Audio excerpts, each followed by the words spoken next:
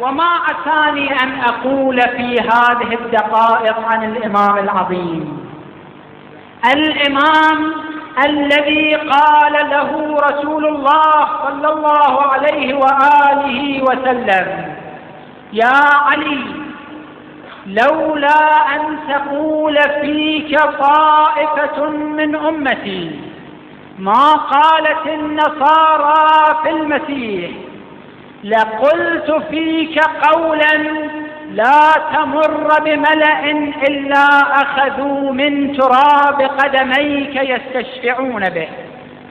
وقال النبي صلى الله عليه وآله وسلم: لو كانت البحار غياض والأشجار مداد، لو كانت البحار غياض والأشجار أقلام والجن حساب والإنس كتاب، لما أحصوا فضائل علي بن أبي طالب.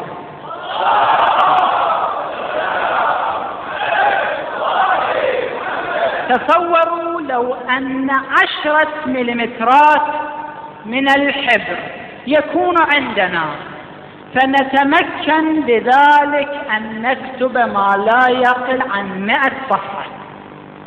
فلو كان لنا لترا من الحبر تمكنا من أن نكتب 10,000 صفحة.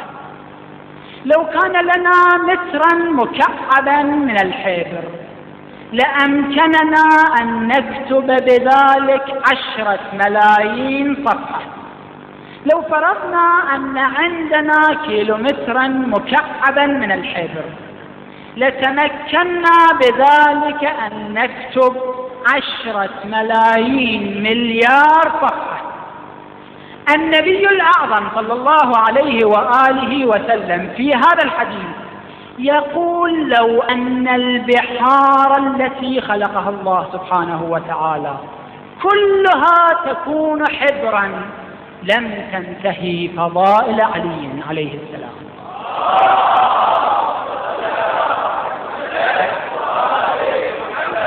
وإذا كان هكذا وهو هكذا، فهل يمكننا أن نذكر شيئا من فضائل أمير المؤمنين؟